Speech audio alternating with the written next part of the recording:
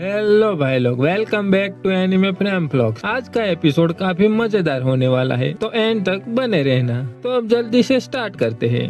Episode की starting में वो मॉन्स्टर मेंटिस लाइट और उसके साथियों के सामने खड़ी है। उस 4 हाथ वाली विनाशकाय मेंटिस को देखकर आम इंसान तो पहले भागने की सोचता है, लेकिन लाइट बिल्कुल शांत खड़ा था। लेकिन वो बच्चों की टीम काफी डर चुकी थी, क्योंकि वो मेंटिस लेवल 500 की थी, जबकि इंसानों की लिमिट सिर्फ लेवल 100 तक होती है। लेकिन लाइट ने कहा, अब भागने वाले हो तो क्या हम इस मॉन्स्टर को मार सकते हैं? क्योंकि लाइट को अपनी रैंक जल्दी से बढ़ानी थी।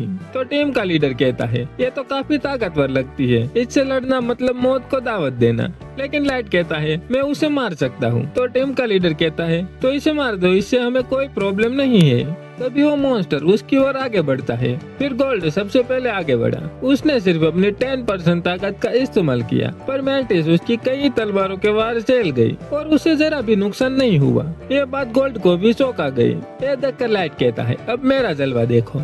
लाइट ने एक फ्लेम स्पोर्ट कार्ड निकाला और मेंटिस की मैजिक डिफेंस जांचने की सोची, लेकिन मेंटिस ने बस अपने हाथ को हल्का सा घुमाया और सीधे ही लाइट के फायर एरो को रिफ्लेक्ट कर दिया।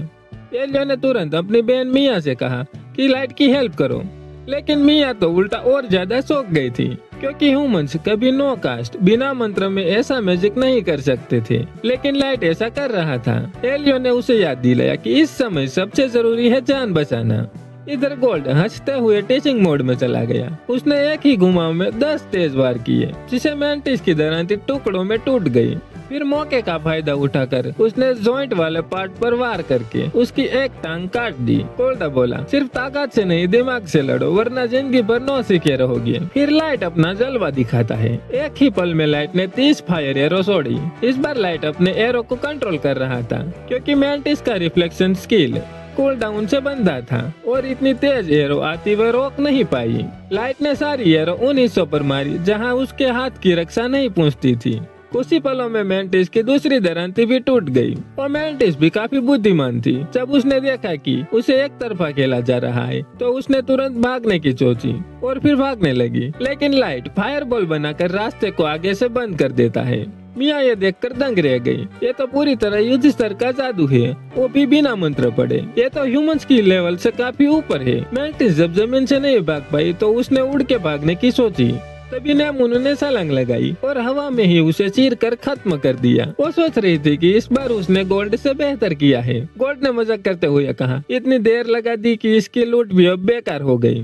लेकिन बाद में वो बच्चों की टीम के लीडर को वो जेम्स मिल जाती है, ताकि लाइट उसे गिल्ड में देकर अपनी रैंक बढ़ा सके। वो सभी हैरान थे कि ह्यूमंस लेवल 500 की मेंटिस को कैसे मार सकता है। टीम का लीडर कहता है, तुम ए रैंक से हो या बी रैंक से? लेकिन लाइट कहता है, मैं एफ रैंक से हूँ। ये सुनकर वो और भी शौक जाते हैं। मिया और बाकी साथी लाइट के आभारी थे। फिर मिया अपने मैजिक से वाटर बॉल बना देती है, ताकि लाइट के साथी हाथ धो सके। फिर बच्चों ने कहा, आप हमारे साथी कैंप में रुक जाओ, तो लाइट मना कर देता है। तो टीम का लीडर कहता है, अब तो रात होने वाली है, यहाँ घूमना खतरों से भरा है।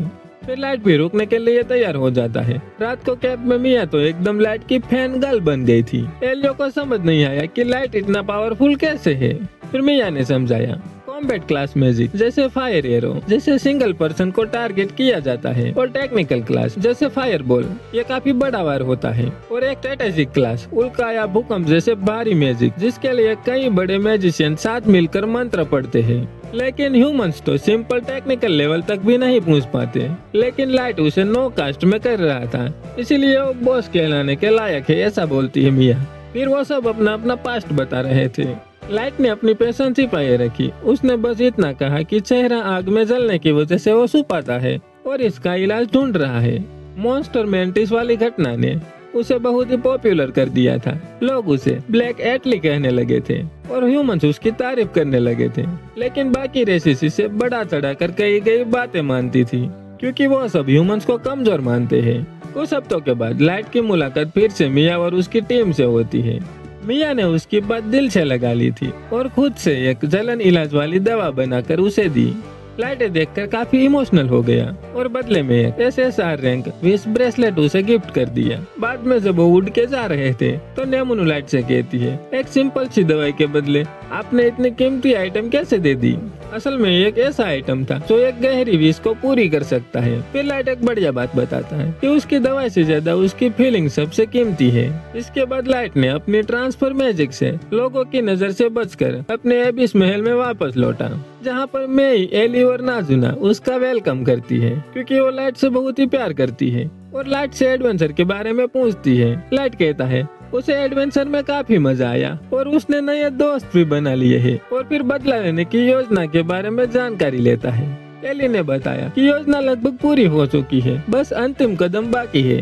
दूसरी तरफ वो एल्फ काइटो ह्यूमंस का शिकार करते हुए उब चुका था। उसका साथी ब्लैक एल्फ बोला कि उसकी रिसर्च पूरी हो चुकी है और अब उसके रिसर्च के लिए इंसानों की जरूरत है। दोनों ने मिलकर एक ह्यूमंस एडवेंचर टीम का कत्लेआम किया। सिर्फ एक व्यक्ति बस निकला जो उस समय टॉयलेट गया हुआ था। वो साथियों को ऐसे देखकर पागल हो गया, लेकिन वो जानता था कि वो काइटो को कभी नहीं हरा सकता। फिर उसने स्मोक बम फेंका और भागने लगा ताकि गिल्ड को खबर दे सके, क्योंकि एडवेंचरस को मारना सीधे सीधे गिल्ड के खिलाफ युद्ध है। लेकिन काइटो उसे आसानी से पकड़ लेता है, आने उसे बेहोश कर देता है और काइटो को कहता है हमें जिंदा ह्यूमंस की जरूरत थी, तुमने सबको मार दिया। तो काइटो कहता है मैं अगली बार से ध्यान रखूंगा, ह्यूमंस तो बस उसके रिसर्च मटेरियल है। और यहाँ पर एपिसोड का एंड होता है। मिलता है नेक्स्ट एपिसोड में, तब तक के लिए bye bye and thank you so much.